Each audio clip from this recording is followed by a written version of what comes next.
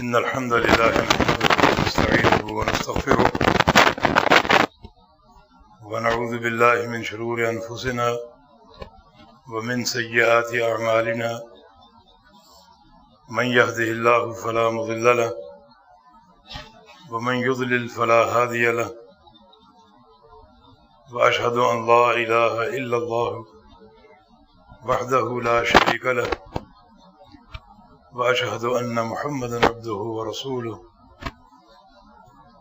أما بعد فإن أصدق الكلام كلام الله وأحسن الهدي هدي محمد صلى الله تعالى عليه وسلم وشر الأمور محدثاتها وكل محدثة بدعة وكل بدعة ضلالة وكل ضلالة في النار. من يطع الله ورسوله فقد رشد واهتدى ومن يعص الله ورسوله فقد ضل وغوى. اللهم صل على محمد وعلى آل محمد كما صليت على إبراهيم وعلى آل إبراهيم إنك حميد مجيد. اللهم بارك على محمد وعلى آل محمد كما باركت على إبراهيم وعلى آل إبراهيم إنك حميد مجيد. سبحانك لا علم لنا إلا ما علمتنا إنك أنت العليم الحكيم. رب اشرح لي صدري ويسر لي أمري واحلل عقدة من لساني يفقه قولي. لقد قال الله سبحانه وتعالى: أعوذ بالله من الشيطان الرجيم من همزه ونفخه ونفثه. بسم الله الرحمن الرحيم. ما يلفظ من قول إلا لديه رقيب عتيد. وقال رسول الله صلى الله تعالى عليه وسلم: من يضمن لي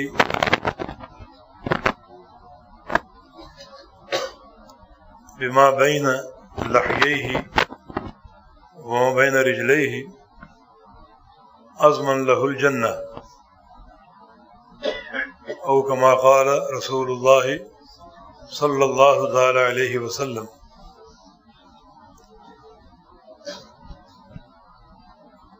محترم علماء کرام اور معزز سامعین اور حاضرین مجلس، السلام علیکم ورحمۃ اللہ وبرکاتہ۔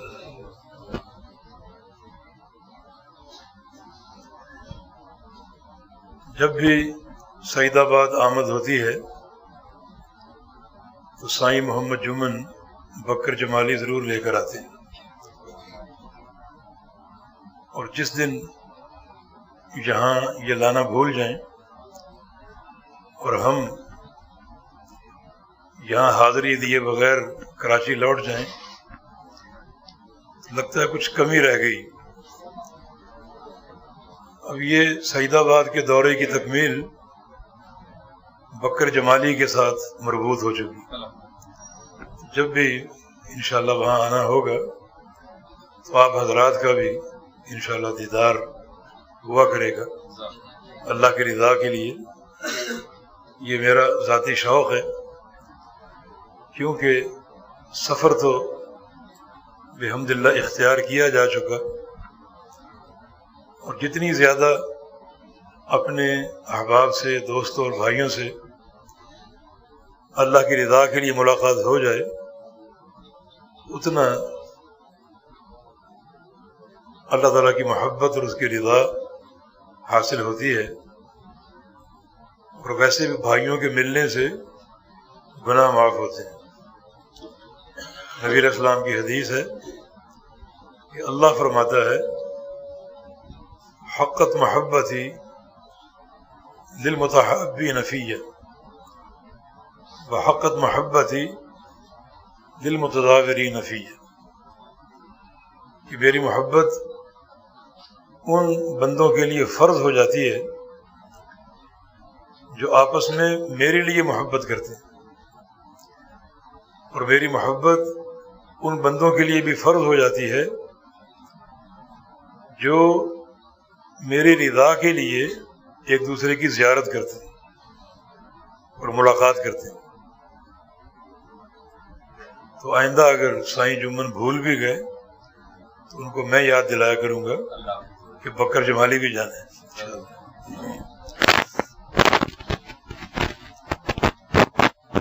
اللہ تعالیٰ نے جو انسان کو زبان دی ہے،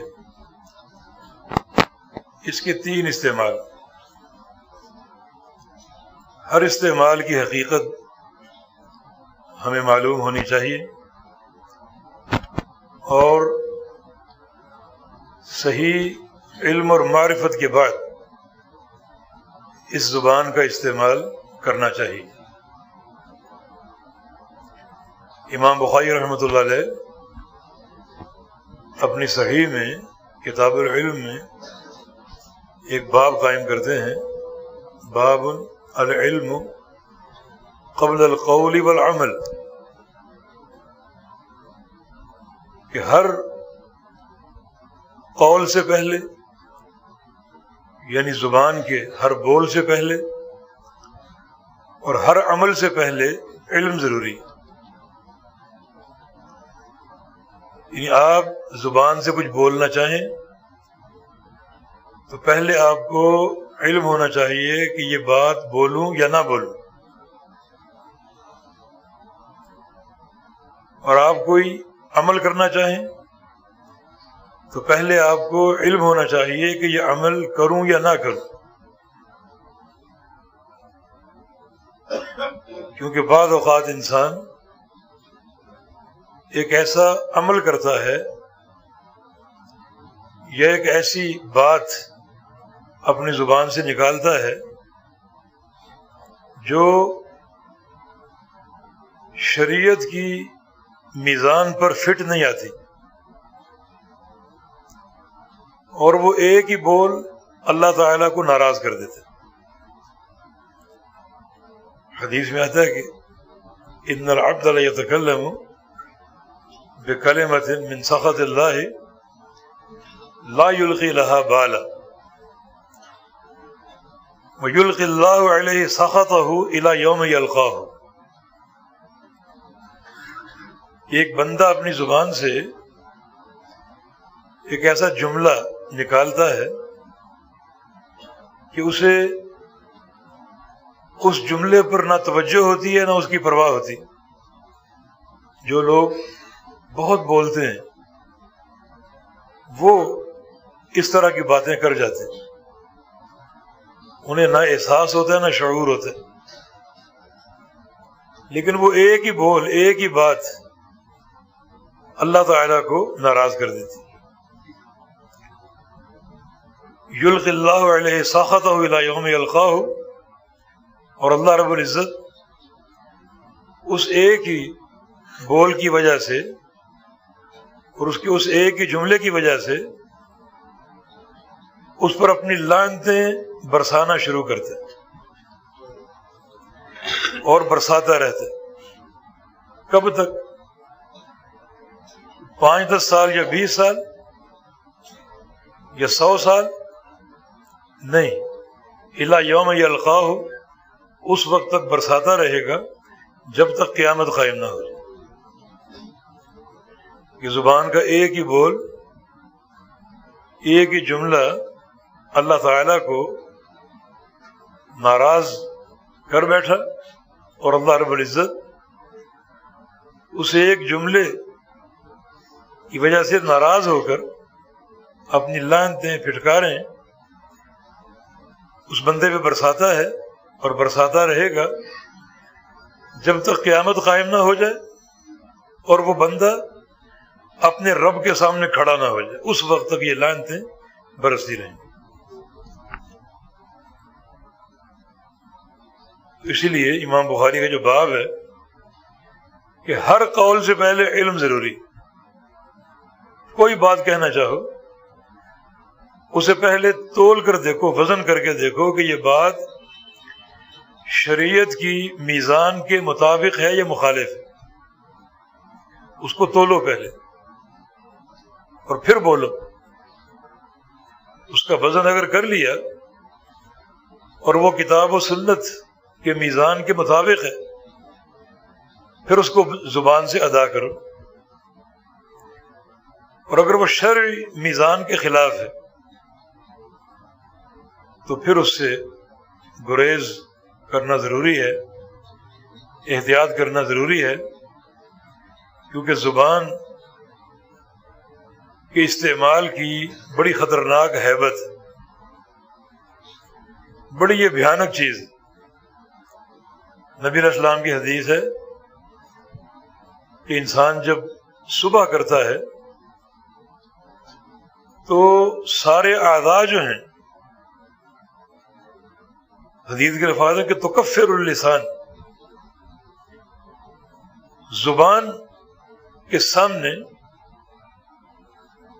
یوں ہاتھ جوڑ کے کھڑے ہو جاتے سارے اعضاء، اور زبان سے کہتے ہیں کہ اتق اللہ فینا، ہمارے بارے میں اللہ سے ڈر جاؤ. ان اعوججت اعوججنا، ان استقمت استقمنا، اگر تو سیدھی رہی تو ہم سب سیدھے رہیں گے، اور اگر تو ٹیڑھی ہو گئی اور کجی کا شکار ہو گئی تو تیری وجہ سے ہم سب کو جہنم میں جلنا پڑے گا، تیری وجہ سے. لہذا تو اللہ سے ڈر جا اور اللہ تعالیٰ کے خوف کی بنا پر اپنے سارے معاملے انجام دو اور سیدھی رہو. تمہارے سیدھے پن سے ہم سیدھے رہیں گے، اور تمہاری کجی سے ہمارے اندر کجی آ جائے گی اور ہمیں اللہ کے عذاب میں جلنا پڑے گا. تو میں نے عرض کیا کہ زبان کے 3 استعمال ہیں. پہلا استعمال جو غلط استعمال ہے کہ اس زبان سے ایسی باتیں کرنا جو شریعت کے خلاف ہے، جیسے غیبت ہے، چغلی ہے، گالی گلوچ ہے اور الزام تراشی ہے، جھوٹی قسمیں ہیں، جھوٹی باتیں ہیں. یہ سب چیزیں شریعت کے خلاف ہیں، اور ان میں سے ہر چیز کی سزا مقرر ہے. غیبت کی سزا ہے، چغلی کی سزا ہے، پھر بہتان تراشی کی سزا ہے، جھوٹ بولنے کی سزا ہے، جھوٹی قسمیں کھانے کی سزا ہے. یہ سارا زبان کا غلط استعمال، جس کا بندے کو قیامت کے حساب دینا پڑے گا. ما یلفظ من قول الا لدیہ رقیب عتید. انسان کو معلوم ہونا چاہیے کہ جو بات اپنی زبان سے کرے گا اسے لکھنے والے فرشتے موجود ہیں، ایک ایک بات نوٹ ہو رہی، اور اس ایک ایک بات کا ہم کو حساب دینا پڑے گا. تو جو بھی زبان کا غلط استعمال ہے اس کی سزائیں مقرر ہیں اور اس کا حساب لیا جائے گا، اور اس غلط استعمال کی سزا بھگتنی پڑے گی. الا یہ کہ بندہ توبہ کر لے، توبہ کر لے اور اپنے معاملے کو صاف کر لے. البتہ اگر کسی کی غیبت کی ہے تو اس سے معافی مانگ لے. نبی علیہ السلام کی حدیث ہے من کان لہ مظلمۃ علی اخیہ فی عرضہ او مالہ فلیتحلل منہ اليوم قبل ان یأتی یوم لا درہم فیہ ولا دینار. تم میں سے کسی شخص نے اگر اپنے بھائی پر کوئی زیادتی کی ہے اس کے مال کے حوالے سے یا اس کی عزت کے حوالے سے، یا اس کا مال چھین لیا، یا اس کی عزت خراب کی معاشرے میں، اس کو بدنام کیا، اس کی غیبت کر کے، الزام لگا کر، اسے گالی گلوچ دے کر اس کی عزت پر ظلم کیا اور ڈاکہ ڈالا۔ اگر کسی نے یہ کام کیا ہے فَلْيَتَحَلَّلْ مِنْهُ الْيَوْمَ، اسے چاہیے کہ آج ہی اس کے پاس چلا جائے اور اس سے معافی مانگے اور پاک صاف ہو جائے، بری ہو جائے، قیامت کے دن کے لیے بری ہو جائے۔ قبل ان یاتی یوم لا درہم فیہ ولا دینار، اگر آج بری نہیں ہوتے تو پھر قیامت کے دن بری ہونا پڑے گا۔ اس دن بری ہونے کے لیے درہم و دینار، روپیہ پیسہ خرچ نہیں کیا جائے گا، بلکہ اللہ رب العزت بندے کی نیکیاں خرچ کرے گا۔ صحابہ نے پوچھا تھا یا رسول اللہ صلی اللہ علیہ وسلم، یہ جو مظالم ہیں ان کا حساب کیسے ہوگا؟ قیامت کے دن تو ہم خالی ہاتھ آئیں گے۔ نبی علیہ السلام کی حدیث بھی ہے کہ تحشرون الی ربکم یوم القیامہ بہمن، کہ قیامت کے دن تم اپنے رب کی طرف اٹھائے جاؤ گے بالکل خالی ہاتھ۔ دنیا میں اگر تم ارب پتی تھے، کروڑ پتی تھے، تو ایک پیسہ ساتھ نہیں لاؤ گے۔ تو صحابہ نے یہی پوچھا یا رسول اللہ صلی اللہ علیہ وسلم، جب کہ ہم خالی ہاتھ اٹھائے جائیں گے تو حقوق کے معاملے میں کیسے بری ہوں گے؟ تو رسول اللہ صلی اللہ علیہ وسلم نے ارشاد فرمایا تھا بالحسنات والسیئات، نیکیوں اور گناہوں کی تقسیم کے ساتھ۔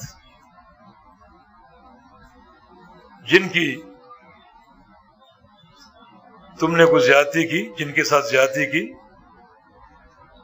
انہیں اپنی نیکیاں تمہیں دینی پڑیں گی اور ان کے گناہ اپنے سر لینے پڑیں گے۔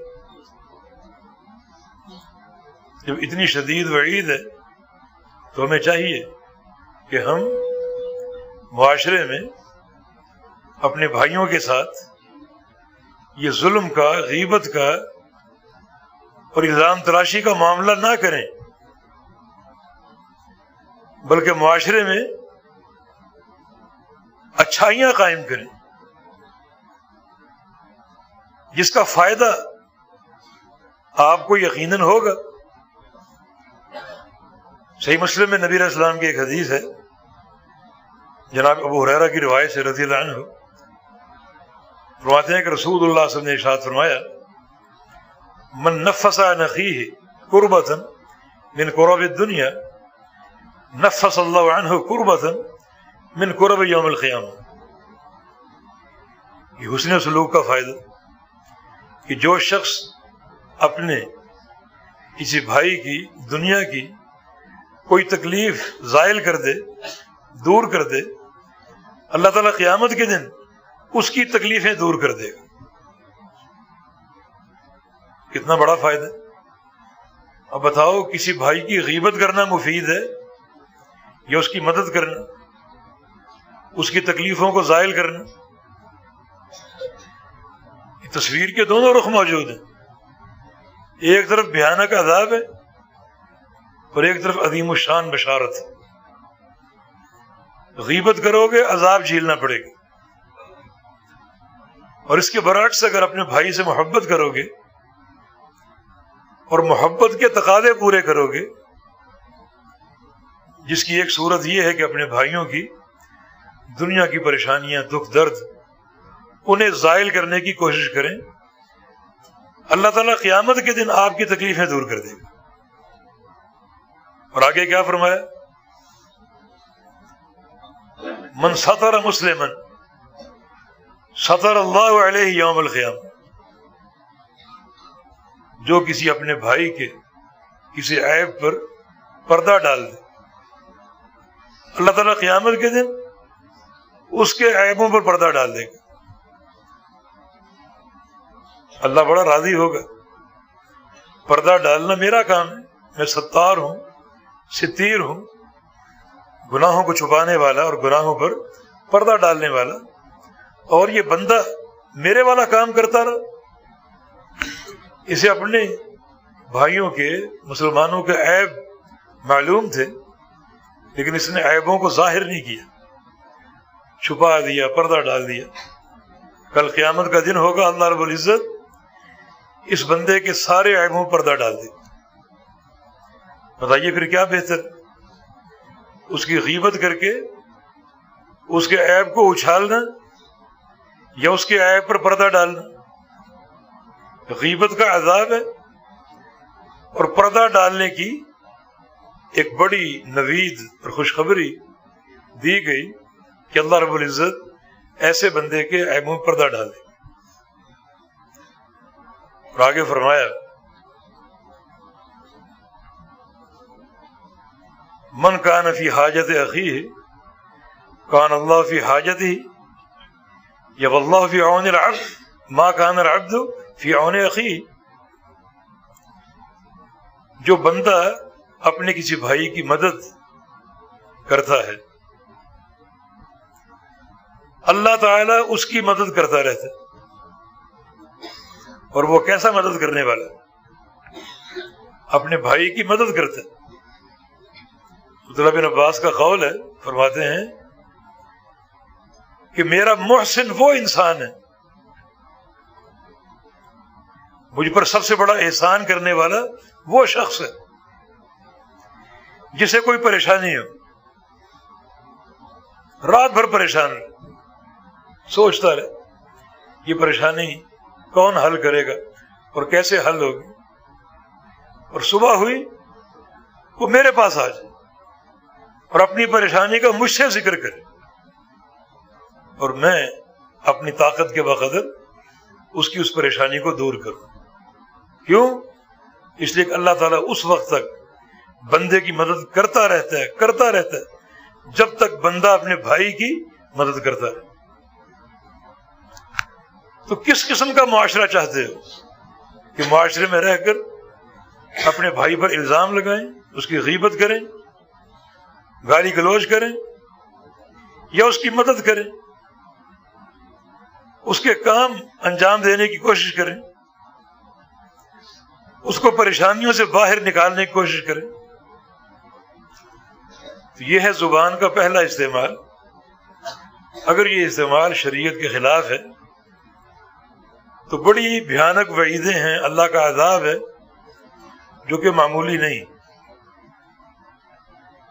یہ پہلا استعمال. دوسرا استعمال یہ ہے کہ کوئی بندہ اپنی زبان کو بند رکھے اور زیادہ خاموش رہنے کی کوشش کرے،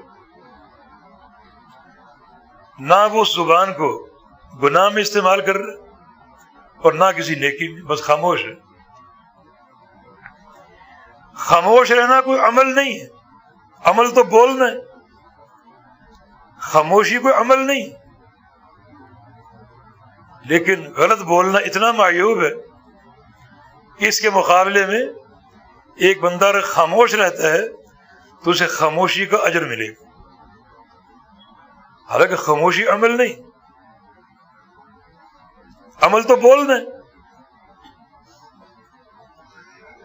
لیکن غلط بولنا اس قدر وعیدوں کا باعث ہے، جو انسان خاموش ہی رہے، نہ کوئی غلط بولے نہ کوئی اچھا بولے، تو اس کی خاموشی بھی اللہ کے ہاں اجر کا باعث ہوگی، اللہ کی رضا، اس کی محبت اور اس کے ثواب کا ذریعہ بنے گی. جناب معاذ بن جبل رضی اللہ عنہ کی ایک طویل حدیث مسند احمد وغیرہ میں، اس میں انہوں نے نبی علیہ السلام سے جنت میں جانے کا پروگرام پوچھا، اور آپ نے بتایا نماز ہے، روزہ ہے، زکوٰۃ ہے، اور توحید کی گواہی ہے، رسالت کی گواہی ہے. اور پھر نبی علیہ السلام نے کچھ اور باتیں بیان کی. معاذ سنتے رہے. آخر میں رسول اللہ صلی اللہ علیہ وسلم نے ارشاد فرمایا الا اخبرک بملاک ذلک کلہ، اے معاذ تجھے بتاؤں کہ پورے دین کا کنٹرول کس کے پاس، پورے دین کا ملاک کیا ہے؟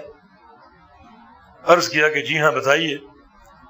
تو رسول اللہ صلی اللہ علیہ وسلم نے اپنی زبان باہر نکالی اور اس پر ہاتھ رکھا، فرمایا کہ کف علیک ھذا، اسے بند رکھو، یعنی خاموش رہو، زبان کو بند رکھو. یہ زبان کا دوسرا استعمال. اگر آپ سمجھتے ہیں کہ میں اچھا نہیں بول پاتا، ہمیشہ برا ہی بولتا ہوں، تو اس زبان کو بند رکھنے کی کوشش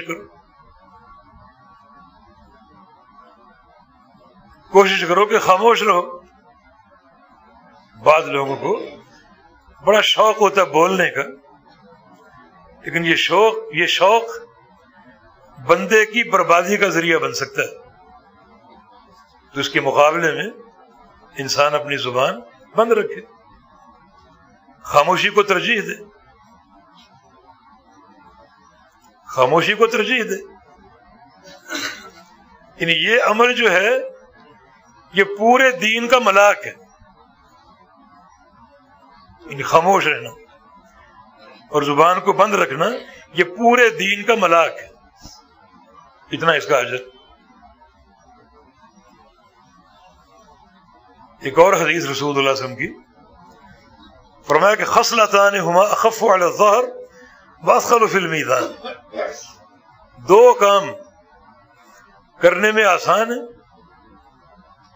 اور کل جب قیامت قائم ہوگی اور اللہ کے میزان میں بندے کی نیکیاں اور گناہ تولے جائیں گے تو وہاں یہ دو کام بہت بھاری ہوں گے. پشت پر ہلکے ہیں اور ان کو کرنا آسان ہے، لیکن اللہ کے میزان میں یہ دونوں کام بہت بھاری ہوں گے. ایک طول الصمت، لمبی خاموشی. ایک انسان کوشش کرتا ہے کہ میں نہ بولوں، خاموشی رہوں، دوسروں کی سنوں، اپنی زبان بند رکھوں. اب عمل تو بولنا ہے، نہ بولنا تو ترک عمل.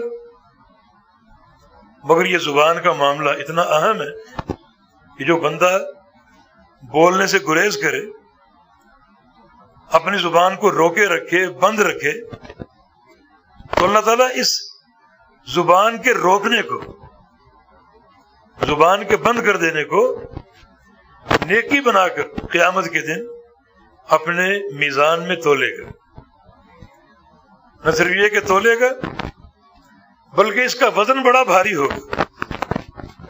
اثقل فی المیزان، یہ دونوں کام اللہ کے میزان میں بہت ہی بھاری ہوں گے. طول الصمت والخلق الحسن، ایک لمبی خاموشی اور دوسرا اچھے اخلاق. یہ دونوں چیزیں اللہ کے میزان میں بہت بھاری ہوں گی. یہ دوسرا استعمال کہ اگر آپ یہ سمجھتے ہیں کہ آپ کی زبان اگر کھلے گی تو غلط بولے گی. کچھ لوگ بے ساختہ گالی بک دیتے ہیں، انہیں کنٹرول نہیں رہتا. تو بندہ اپنی زبان کو روک لے، بند رکھے، تو یہ خاموشی بھی موجب اجر ہے. اس خاموشی کا بھی ثواب ملے گا. یہ دوسرا استعمال. اور تیسرا استعمال کیا ہے؟ یہ زبان اچھا بولنے کی عادی ہو، اور اس سے بھی بہتر اللہ کا ذکر کرنے کی عادی ہو. یعنی غلط استعمال کا گناہ ہے اور استعمال نہ کرنے کا اجر ہے. اور استعمال اگر ہو اللہ کے ذکر کے ساتھ تو کتنا اجر ہوگا، کتنا اجر ہوگا. ایک زبان بند رہتی، خاموش رہتی، حدیث میں آتا ہے کہ اثقل فی المیزان، یہ نیکی اللہ کے میزان میں بڑی بھاری ہوگی. لیکن ایک زبان بند نہیں رہتی بلکہ اللہ کا مسلسل ذکر کرتی، تو اس شخص کو کتنا اجر ملے گا، عند اللہ کتنا ثواب ملے گا.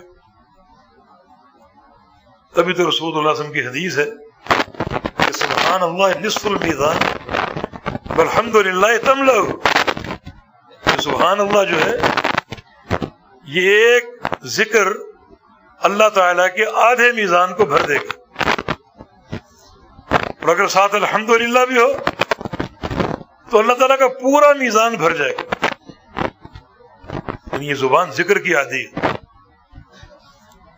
جس زبان کے بند رہنے کا اجر ہے وہ زبان اگر اللہ کے ذکر میں استعمال ہوگی تو کتنا اجر ہوگا، کتنا اس کا ثواب ہوگا. اسی لیے نبی علیہ السلام کی زبان ہمیشہ اللہ کے ذکر سے تر رہتی تھی. اور ہمیں زبان کے ذکر کے تعلق سے دین نے ایک انعام اور تحفہ دے دیا.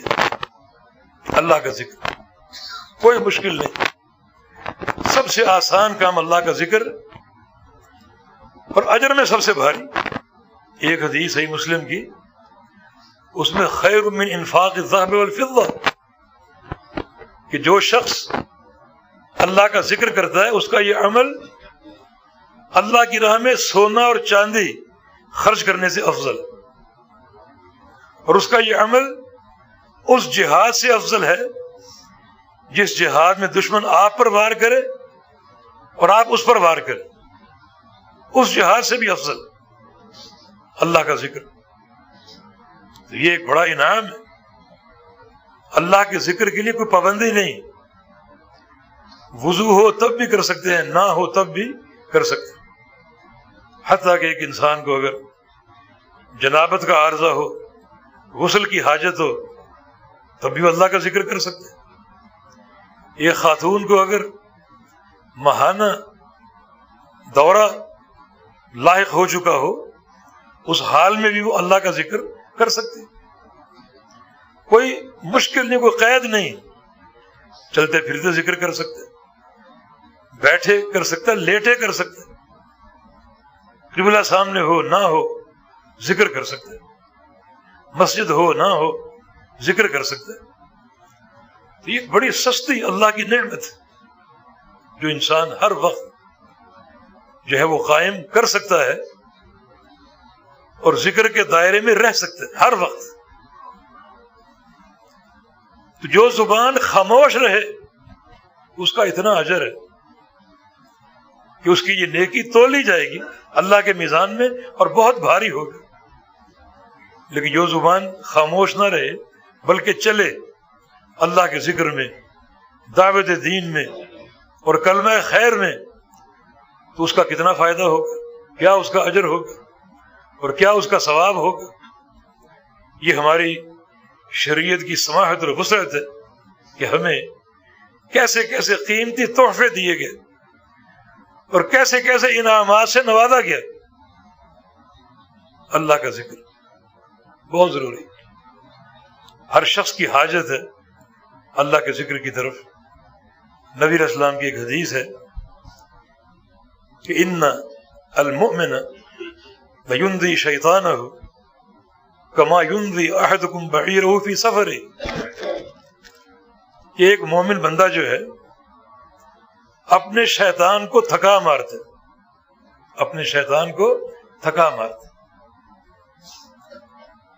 جیسے کوئی شخص سفر میں اپنے اونٹ کو تھکا دیتا ہے، اتنا چلتا ہے، دوڑتا ہے، سفر کرتا ہے، کبھی چڑھائی، کبھی نشیب، اور کبھی گرمی اور کبھی سردی، اونٹ کبھی بھوکا اور کبھی پیاسا، لیکن سفر کرتا ہے اپنے مالک کے اشارے سے، حتیٰ کہ سفر کر کر کے تھک جاتا ہے. تو رسول اللہ صلی اللہ علیہ وسلم نے ارشاد فرمایا کہ ایسے تم لوگ سفر میں اپنی سواری کو تھکا مارتے ہو، اس طرح ایک مومن بندہ اپنے شیطان کو تھکا مارتا ہے. دیکھو شیطان ہر شخص کے ساتھ، حتیٰ کہ نبی علیہ السلام کے ساتھ بھی تھا، لیکن رسول اللہ صلی اللہ علیہ وسلم نے فرمایا کہ میرا شیطان میرے تابع ہو چکا، بجائے اس کے کہ مجھے وہ اپنی پیروی پہ لگاتا، وہ میرے تابع ہو چکا. لیکن شیطان ہر شخص کے ساتھ، ہر شخص کے ساتھ. تو یہ شیطان کی رفاقت اور شیطان کی دوستی کتنی مہلک اور تباہ کن. تو ضرورت اس بات کی کہ اس کو تھکاؤ، اس کو مارو، اس کو ماندہ کر دو، جوتے مار مار کے اس کو زخمی کر دو. لیکن کیسے؟ ایک مومن بندہ اپنے شیطان کو کیسے تھکاتا ہے، کیسے اس کو مارتا ہے؟ ابن قیم فرماتے ہیں کہ اس کی وجہ یہ ہے اذا تعرض له شیطانہ صب علیہ سیاط الذکر، کہ جب کسی مومن کا شیطان اسے پریشان کرتا ہے یا اس کو ورغلاتا ہے، وسوسہ پیدا کرنے کی کوشش کرتا ہے، تو عبد مومن بندہ اللہ کا ذکر شروع کر دیتا، اللہ کے ذکر کے کوڑے اس پر برساتا ہے، اللہ کے ذکر کے کوڑے اس کو مارتا ہے، اور وہ کوڑے کھا کھا کر تھک ہار کے بیٹھ جاتے، ورغلانے کے قابل نہیں رہتے. اس قدر اس کو بندہ مومن مارتا کیسے؟ اللہ کے ذکر کے ساتھ. تو شیطان تو ہر ایک کے ساتھ اور کسی کا خیر خواہ نہیں، دشمن ہے سب کا. اس کی چاہت ہے کہ بندوں کو ورغلا کر ایسی جگہ ماریں کہ جہاں یہ گمراہ ہو جائیں اور جہنم کا لقمہ بن جائیں. تو پھر ضروری ہے کہ تم اپنے شیطان پر غالب آ جاؤ. ابن قیم فرماتے ہیں کہ باتیں دو ہی ہیں، شیطان ہر ایک کے ساتھ ہے، کسی کا شیطان اس پر غالب ہے. جب شیطان غالب آ جائے گا تو اس بندے کی تکلیف اور عذاب کا سبب بنے گا. اور کوئی بندہ اپنے شیطان پر غالب ہے، اور جو بندہ شیطان پر غالب آ جائے اس کا شیطان تکلیف میں ہوتا ہے.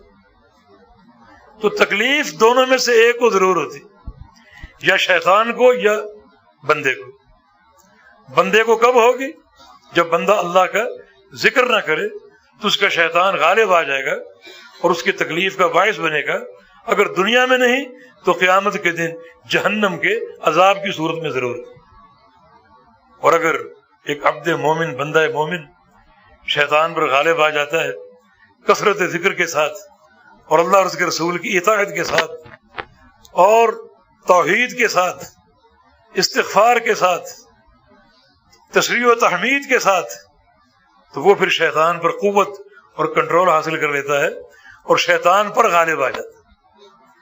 پھر اس کے شیطان میں طاقت نہیں رہتی اسے ورغلانے کی. یہ شیطان مار کھا کھا کے تنگ ہو جاتا ہے، سکڑ جاتا ہے. شیطان کے اوصاف میں سے ایک وصف یہ ہے کہ وہ خناس ہے. من شر الوسواس الخناس. خنس خا نون سین، اس مادے کا ایک معنی سکڑنا ہے اور تنگ ہونا. کچھ بندے اتنا اللہ کا ذکر کرتے ہیں، اتنا اللہ کا ذکر کرتے ہیں کہ ان کا شیطان سکڑنے لگتا ہے، تنگ ہو جاتا ہے اور اللہ کے ذکر کے کوڑے کھا کھا کر زخموں سے چور ہو جاتا ہے اور اس انسان کو ورغلانے کے قابل نہیں رہتا. تو ایسے انسان کا شیطان ہمیشہ تکلیف میں رہتا. لیکن اگر بندہ اللہ کے ذکر سے غافل اور اللہ کا ذکر نہیں کرتا تو پھر کیا ہوگا؟ شیطان اس پر غالب آ جائے گا. جب غالب آ جائے گا تو شیطان کبھی خیر خواہ نہیں، کسی کا خیر خواہ نہیں. ابراہیم علیہ السلام انبیاء کے باپ، انبیاء کے دادا، انبیاء کے پردادا، اللہ کے خلیل. لیکن شیطان کو ترس آیا آپ پر. ان کو جلانے کا مشورہ کس نے دیا تھا؟ شیطان نے. ان کو جلا دو، اللہ کے خلیل کو جلا دو. شیطان کا مشورہ کہ آگ جل گئی ہے، اتنی اس میں گرمی، اتنی شدت کہ قریب جا کر آگ میں پھینکنے کی طاقت ہی نہیں. پھینک کے دکھاؤ، قریب آ کر دکھاؤ، نہیں۔ پھر ایک آلہ منجنیق، توپ جیسا آلہ شیطان نے ذہن میں اختراع ڈالی، ایک توپ بناؤ، اس توپ کے اندر فٹ کر کے دور سے ان کو آگ میں اچھال دو، توپ بن گئی، کوئی منجنیق بن گئی، اس میں ڈال کے پھینکنے کی کوشش کی جا رہی ہے، نہیں، شیطان مردود پھر پہنچ گیا کہ ان کا لباس اتار دو۔ جب تک لباس پہنے ہیں فرشتے ان کے ساتھ ہیں، تم کچھ نہیں کر سکو، لباس اتار دو گے فرشتے بھاگ جائیں، پھر اپنا کام تم کر سکو۔ ابراہیم علیہ السلام کا لباس اتارا گیا۔ نبی علیہ السلام کی حدیث ہے، اول من یکسیٰ یوم القیامت ابراہیم، قیامت کے دن سارے لوگ برہنہ آئیں گے، لیکن سب سے پہلے جنت کا لباس ابراہیم علیہ السلام کو پہنایا جائے گا۔ انہیں سب سے پہلے اللہ کی راہ میں برہنہ کیا گیا تھا۔ یہ دیکھو شیطان کو، ہمارے اماں اور ابا کو اس نے برگلایا نہیں، آدم اور حوا کو جنت سے نہیں نکلوایا، یہ شیطان کی کارستانی ہے۔ تو تمہیں کیسے چھوڑے گا وہ، تمہیں کیسے معاف کرے گا؟ تو اس کے شر سے بچنے کا طریقہ کیا ہے؟ کثرت سے اللہ کا ذکر۔ یا ایھا الذین آمنوا اذکروا اللہ ذکرا کثیرا، اے ایمان والو کثرت سے اللہ کا ذکر کرو، کثرت سے اللہ تعالیٰ کو خوب یاد کرو۔ جب کثرت سے ذکر کرو گے تو وہ ضربیں شیطان پر پڑیں گی اور وہ زخموں سے چور ہو جائے گا، تھک ہار کے بیٹھ جائے گا، ماندہ ہو جائے گا، وسوسے کرنے کے قابل نہیں رہے گا۔ تو اس طرح شیطان سے محفوظ رہنے کی صورت اللہ کا ذکر ہے۔ یہ زبان کا تیسرا استعمال، یہ غلط استعمال ہے جو کہ گناہ کا موجب اور اللہ کی سزا اور اس کے عذاب کا باعث۔ یا پھر کوئی استعمال نہیں، خاموش رکھو اسے، خاموش رکھنا بھی اللہ کی رضا کا موجب اور اجر و ثواب کا باعث۔ اور یا پھر اس کو اچھے کاموں میں استعمال کرو، جیسے اللہ کا ذکر۔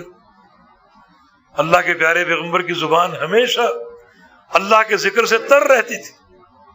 ہم بھی ذکر کریں، بازاروں میں گھوم پھر رہے ہیں، ذکر کرتے رہیں۔ شریعت نے ہمیں چھوٹے چھوٹے ذکر دیے، بڑے مفید، بڑے قیمتی اور بڑے قوی، بڑا ان کا اجر۔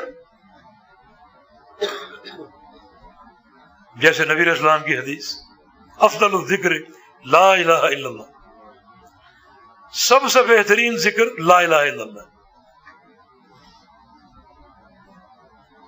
ایک اور حدیث میں ارشاد فرمایا، افضل الکلام اربع، سب سے بہترین کلام جو ذکر ہے وہ چار چیزیں، سبحان اللہ والحمد للہ، لا الہ الا اللہ، اللہ اکبر۔ یہ چار کلمات، یہ چار جملے سارے کلاموں میں سب سے افضل۔ یہ فرشتوں کا ذکر بھی، آسمانوں پر فرشتے اللہ کا یہی ذکر کرتے، تسبیح و تحمید کرتے۔ تو چھوٹے چھوٹے اذکار ہیں، چھوٹے چھوٹے کلمات ہیں، مگر آپ ان کا اجر دیکھیں، ثواب دیکھیں کہ سب سے افضل کلام یہ چار چیزیں۔ ایک دن پیغمبر علیہ السلام مدینے کی کسی گلی میں جا رہے تھے، کچھ صحابہ بھی ساتھ تھے۔ ایک درخت دیکھا، سوکھا درخت۔ آپ نے سوچا کہ اس درخت کے حوالے سے کچھ صحابہ کی تربیت کر دی جائے، انہیں کچھ علم دیا جائے، ان کو اللہ کے قریب کیا جائے۔ آپ صلی اللہ علیہ وسلم درخت کے پاس جا کر کھڑے ہو گئے۔ آپ کے ہاتھ میں ایک لاٹھی تھی، ایک شاخ کو ماری اور اس کے سارے پتے جھڑ گئے، تیزی سے پتے جھڑ کے زمین پر گر گئے۔ پھر نبی علیہ السلام صحابہ کی تو متوجہ ہوئے، اور صحابہ سراپا انتظار کہ اللہ کے پیارے پیغمبر کا کوئی کام عبث نہیں ہے۔ آپ نے جو لاٹھی شاخ پر ماری اور پتے جھڑے، یقیناً اس تعلق سے نبی علیہ السلام ہمیں کوئی علم دینا چاہتے، کچھ بتانا چاہتے۔ صحابہ پوری طرح متوجہ۔ تب رسول اللہ صلی اللہ علیہ وسلم نے ارشاد فرمایا کہ تم نے دیکھا درخت کے پتے کیسے گرے؟ فرمایا کہ میں کچھ کلمات جانتا ہوں، جو شخص وہ کلمات پڑھتا رہے تو اس کے گناہ ایسے جھڑ کے گریں گے جیسے درخت کے پتے جھڑ کر گریں، اس طرح گناہ گریں گے اس کو۔ ابھی تم نے دیکھا کہ اس شاخ کے سارے پتے گر گئے۔ اگر وہ کلمات تم پڑھتے رہو گے تو اللہ تعالیٰ درخت کے پتوں کی طرح تمہارے تمام گناہوں کو جھاڑ دے گا۔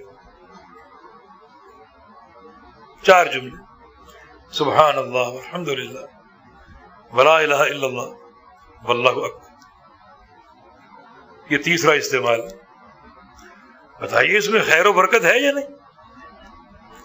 ایک انسان لا یعنی باتیں کرے اس کی بھی سزا مل سکتی۔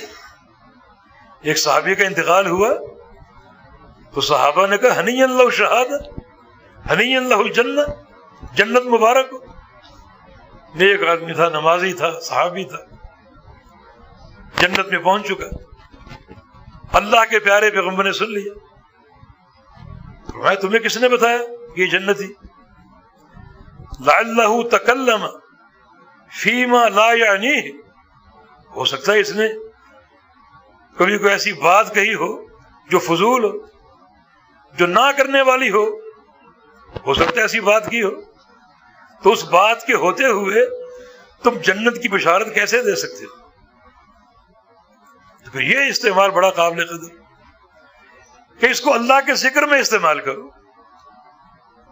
اللہ کی یاد میں استعمال کرو۔ جتنا اس کو اللہ کے ذکر میں استعمال کرو گے اللہ کا قرب بھی حاصل ہوگا اور شیطان کمزور بھی ہوگا، تھک ہار جائے گا۔ اس کو ذلیل کرو۔ نبی علیہ السلام کی حدیث ہے، کوئی شخص اگر اپنی نماز میں وسوسے محسوس کرے، زیادہ وسوسے، تو وہ نماز کے اندر ہی 3 بار تعوذ کرے، اعوذ باللہ من الشیطان الرجیم، 3 بار پڑھے، اور 3 بار پڑھ کر اپنے بائیں طرف تھوڑا تھتکارے۔ تھتکارنے کا معنی تھوڑے سے اپنے لعاب کے ذرے باہر نکالے۔ فرمایا کہ وہ تھوک اس شیطان مردود پر پڑے گی، ذلیل ہوگا وہ۔ اس کو بار بار ذلیل کرو تاکہ تمہیں تنگ کرنا چھوڑ دے، تمہیں ستانا چھوڑ دے۔ اپنے شیطان کو ماندہ کر دو، ذلیل کر دو اور کمزور کر کے مار دو۔ یہ حدیث، یہ مومن بندہ اپنے شیطان کو تھکا مارتا ہے جیسے تم سفر میں اپنی سواری کو، اپنے اونٹ کو تھکا مارتے۔ اس کو تھکاؤ اور اللہ کا کثرت سے ذکر کرو۔ جتنا ذکر زیادہ ہوگا اتنا وہ ضربیں شیطان پر پڑیں گی اور وہ کمزور ہوگا۔ شیطان کی کمزوری ہماری طاقت اور ہماری کمزوری شیطان کی طاقت۔ ہم ذکر کریں گے ہم طاقتور ہوں گے اور شیطان کمزور ہوگا، ذکر نہیں کریں گے ہم کمزور ہوں گے اور شیطان طاقتور ہوگا۔ ذکر کیا کرے؟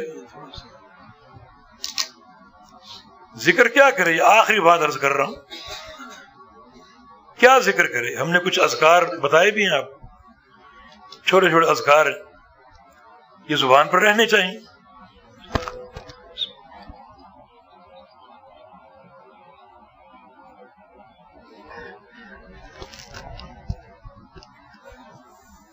صحیح مسلم میں ایک حدیث، سبحان اللہ بحمدہ، فرمایا کہ جو شخص صبح کو 100 دفعہ یہ ذکر کر لے، سبحان اللہ وبحمدہ، 100 دفعہ ذکر کر لے، میں کہ حطت عنہ خطایا ولو کانت مثل زبد البحر، اس کے تمام گناہ گرا دیے جائیں گے، مٹا دیے جائیں گے، چاہے وہ گناہ زمین پر موجود پانی کے برابر کیوں نہ ہوں۔ زمین میں پانی زیادہ ہے اور خشکی کم ہے، کتنا پانی، کتنے سمندر، دریا، اس پانی کی مقدار میں گناہ کیوں نہ ہو۔ سبحان اللہ بحمدہ صبح کے اذکار میں 100 بار شامل کر لے، اللہ اس کو گناہوں سے پاک صاف کر دے۔ درود شریف پڑھ لے 10 دفعہ، مسند احمد کی حدیث، صبح کے اذکار میں 10 دفعہ درود شریف پڑھ لے، فرمایا کہ حلت لہ شفاعتی یوم القیامہ، میں قیامت کے دن اس شخص کی ضرور شفاعت کروں گا، ضرور اس کی شفاعت کروں گا۔ صبح کے اذکار میں 10 دفعہ درود پڑھ لے اور شام کو بھی 10 دفعہ درود پڑھ لے۔ کیسے کیسے اذکار، کتنے فوائد ہیں۔ استغفار کرو، اپنے گناہوں کو بخشواؤ۔ ایک مجلس میں شیخ الاسلام سے پوچھا گیا، ابن تیمیہ رحمہ اللہ سے، کہ ایہما انفع للعبد، بندے کے لیے زیادہ فائدہ کس میں ہے، الاستغفار اب التسبیح، بندہ کثرت سے استغفار کرے یا کثرت سے سبحان اللہ والحمد للہ کہے، زیادہ فائدہ کس چیز میں، استغفار میں یا تسبیح و تحمید میں؟ شیخ الاسلام کا جواب بڑا حکیمانہ، رحمہ اللہ تعالی، بڑا حکیمانہ جواب۔ فرماتے ہیں کہ انسان جو لباس پہنتے، اگر وہ کپڑے پرانے ہوں، میل کچیل زدہ ہوں، میلے ہوں اور پسینے سے وہ ڈوبے ہوئے ہوں، تو اس کپڑے پر خوشبو لگاؤ گے؟ اسے صابن کی ضرورت، اس کو اتارو اور اس کو صابن سے دھو تاکہ میل کچیل دور ہو جائے، پسینے کے نشان ختم ہو جائیں اور وہ کپڑا اجلا ہو جائے۔ اس کپڑے کو صابن کی ضرورت ہے۔ اور اگر کپڑا نیا ہو، دھلا ہوا، اجلا، تو اس کپڑے کو خوشبو کی ضرورت ہے، اس کو خوشبو لگاؤ گے، خوشبو مہکے گی، اسے بخور چاہیے تاکہ اور وہ خوشبودار ہو اور اس کو پہننے کا اور مزہ آئے۔ یہ ہے کپڑے کا معاملہ۔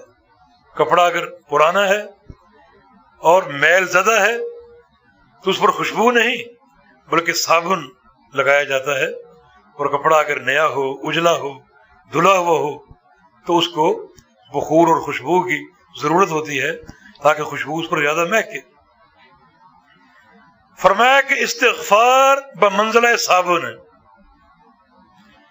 جس انسان کا باطن سیاہ ہو، گناہوں میں ڈوبا ہوا ہو، تو اس باطن کی مثال اس کپڑے کی سی ہے جو پرانا ہے، میل زدہ ہے، پسینہ زدہ ہے، وہ انسان کا باطن ویسے ہی۔ تو یہاں آج کیا ضرورت ہے؟ استغفار کی۔ استغفار کر کر کے، توبہ کر کر کے اس میل اور کچیل کو دور کرو، اپنے آپ کو دھوو۔ اذا اذنب ابن آدم نکت فی قلبہ نکتۃ سوداء، جب انسان کوئی گناہ کرتا ہے تو اس کے دل میں ایک سیاہ نشان لگا دیا جاتا ہے، سیاہ نشان۔ اور اگر وہ دوبارہ گناہ کرے تو ایک نشان اور لگ جاتا ہے، تیسرا گناہ کرے اور نشان لگ جاتا ہے۔ وہ گناہوں پر گناہ کر رہا ہے اور نشان بڑھتے جا رہے ہیں حتیٰ کہ دل سیاہ ہو جائے۔ تو ایسے دل کو صابن کی ضرورت ہے، کثرت استغفار کی، توبہ کرو، استغفار کرو۔ اللہ کے پیارے فرماتے ہیں کہ انہ لیغان علی قلبی وانی استغفر اللہ فی یوم 100 مرہ وانی استغفر اللہ 100 مرہ۔ کبھی کبھی میں بھی اپنے دل میں غبار سا محسوس کرتا ہوں، غبار محسوس کرتا ہوں تو میں اکٹھا 100 دفعہ استغفار کرتا ہوں، 100 دفعہ۔ یہ معاملہ استغفار کا کس کا ہے؟ اکرم الاولین والآخرین، امام الانبیاء محمد رسول اللہ صلی اللہ علیہ وسلم۔ تو ہم جو گناہ گار ہیں، ہمیں کس قدر استغفار کی حاجت۔ تو یہ جو اندر کا باطن سیاہ ہے، ہم نے اس کو نشان لگوا لگوا کر سیاہ کر دیا، اور جیسے گناہ ہوں گے ویسی اندر کی حالت ہوگی۔ گناہ اگر عام نوعیت کا ہے تو سیاہی ذرا ہلکی ہوگی، لیکن گناہ اگر شرک و بدعت ہے تو پھر اندر تو تاریکیوں کے ڈھیر لگے پڑے، وہاں تو بہت ہی صابن کی ضرورت، یعنی استغفار کی. استغفار کرتے جاؤ کثرت کے ساتھ تاکہ یہ میل کچیل دور ہو اور اس گند کا صفایا ہو. اور جب یہ باطن اجلا ہو جائے تو اب تو اللہ تعالیٰ کی حمد و ثنا بیان کرو. اب اس کو بخور اور خوشبو کی حاجت، تاکہ اور مہکے، اور زیادہ اللہ کی رضا حاصل اور اللہ کے قریب ہو. ویسے استغفار جو ہے یہ مومن کی ہر وقت کی ضرورت. یہ ضروری نہیں کہ گناہ ہو تب استغفار کیا جائے، بلکہ استغفار ایک ایسا عمل ہے کہ جو بندہ کثرت سے نیکیاں کرے اور خوب عمل صالح کرے اسے بھی استغفار کی حاجت. قرآن کہتا ہے فبالاسحار هم یستغفرون. اللہ کے نیک بندے متقی لوگ رات کو قیام کرتے ہیں، لمبا قیام، لمبے سجدے، لمبے رکوع، حتیٰ کہ سحری کا وقت ہو جاتا ہے. اب قیام ختم ہو رہا ہے، سحری کا وقت آ گیا. ایک نیکی اپنے اختتام کو ہے اور یہ کیا کر رہا ہے؟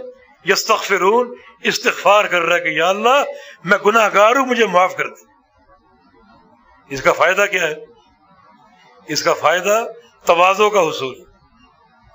نیکی کا غرور بڑا نقصان دہ. کچھ لوگ نیکی کرتے ہیں اور نیکی کر کے مغرور ہو جاتے ہیں، متکبر ہو جاتے ہیں. ان میں نیکی کا فخر ہوتا ہے، نیکی کا تکبر ہوتا ہے، کبر ہوتا ہے، نیکی کا غرور ہوتا ہے. نماز پڑھ کے نکلے اور جسے نماز نہیں پڑھی اس کو گھورتے ہیں ایسی نگاہوں سے کہ جیسے یہ جہنمی اور میں جنتی. اور یہ غرور جو ہے اس پر شیطان انسان کو گمراہ کر دیتے، ایسا بڑھاتا ہے اس کو. بعض لوگ نیکی کے غرور کی بنا پر تکفیری تک بن گئے، سارے کافر، بس میں ایک مومن.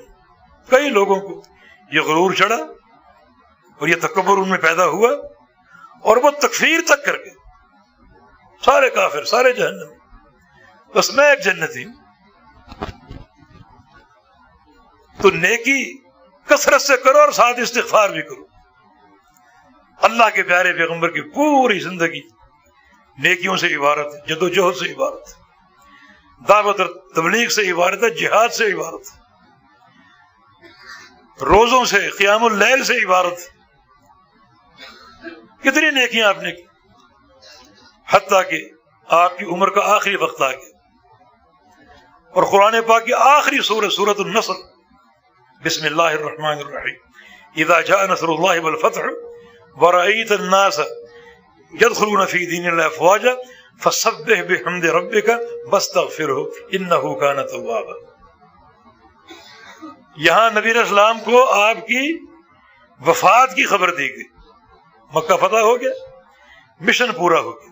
اب قبیلوں کے قبیلے اسلام قبول کر رہے ہیں اور آپ کے پاس آ رہے ہیں.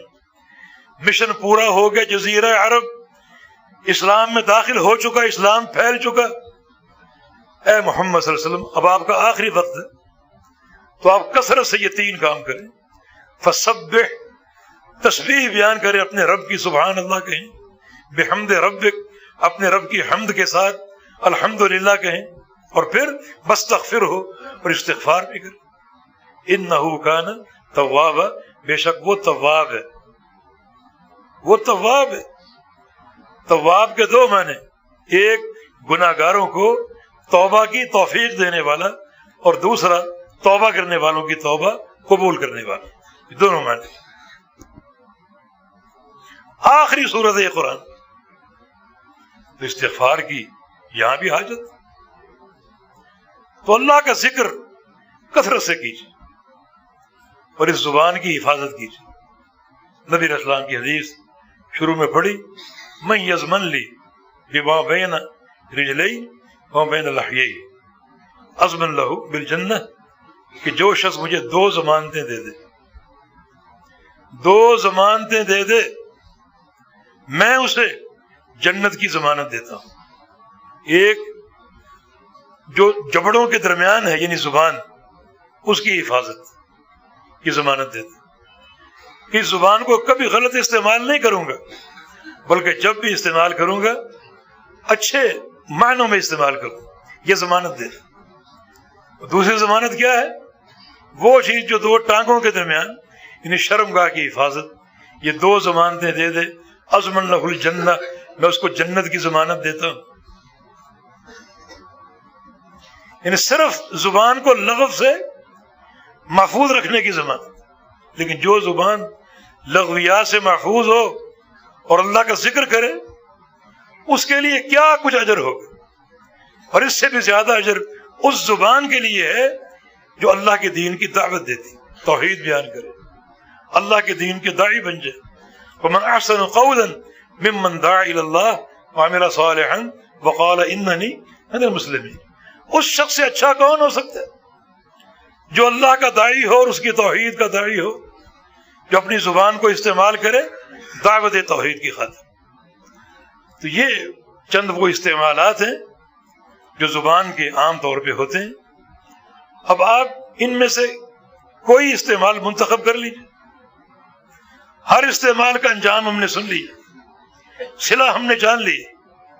یہ زبان وہ انسان کا عضو ہے جو زیادہ انسان کو جہنم میں پہنچاتا ہے۔ اللہ کے پیارے پیغمبر کی حدیث ہے وَهَلْ يَكُبُّ النَّاسَ فِي نَارِ جَهَنَّمَ عَلَى مَنَاخِرِهِمْ إِلَّا حَصَائِدُ أَلْسِنَتِهِمْ کہ جہنم کی آگ میں لوگوں کو اوندھا کر کے زیادہ جو چیز ڈالتی اور پھینکتی ہے وہ لوگوں کی زبان ہے۔ زیادہ تر لوگ جہنم میں جائیں گے اپنی زبان کی وجہ سے۔ آپ نے عورتوں سے کہا تھا یا معاشر النساء تصدقنا واکثرن من الاستغفار فإني أريدكن أكثر أهل النار۔ اے عورتوں صدقہ دو اور کثرت سے استغفار کرو، میں نے جہنم میں جھانکا، جہنم میں عورتیں زیادہ تھیں۔ ایک عورت نے ہمت کر کے پوچھا بھائی یا رسول اللہ کیوں، یا رسول اللہ کیوں، ہم جہنم میں زیادہ کیوں ہوں گی؟ تو رسول اللہ صلی اللہ علیہ وسلم نے ارشاد فرمایا دو اسباب کی بنا پر، تکثرن اللعن وتکفرن العشیر، تمہاری زبانوں پر لعنتیں، ملامتیں، گالیاں بہت زیادہ ہوتی، غیبتیں، چغلیاں، الزام تراشیاں زیادہ ہوتی، وتکفرن العشیر، اور تم شوہروں کی ناشکری بہت کرتی، شوہروں کی نافرمانی بہت کرتی۔ ان دو اسباب کی بنا پر تم جہنم میں زیادہ ہو۔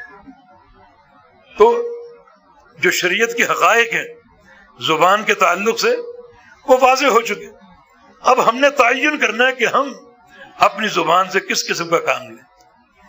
تو یا تو اس کو خاموش رکھیں، یہ استعمال بھی زیادہ اللہ کی رضا کا موجب ہے، اور یا پھر اس کو استعمال کریں تو کلمہ خیر میں استعمال کریں۔ رسول اللہ صلی اللہ علیہ وسلم کا فرمان ہے من کان یؤمن باللہ والیوم الآخر فلیقل خیرا او لیصمت، جو اللہ کو مانتا ہے اور قیامت کو مانتا ہے وہ جب بھی زبان سے بولے تو خیر بولے، اور اگر خیر نہیں بول رہا تو خاموش رہے۔ یہ دو استعمال، ان کا عادی بن جاؤ۔ اللہ پاک مجھے اور آپ کو توفیق دے، اور اللہ پاک ہم سے راضی ہو جائے، اور اللہ پاک ہمیں دین پر صحیح معنی میں عمل کرنے کی توفیق عطا فرما دے۔ وآخر دعوانا ان الحمد للہ رب العالمین۔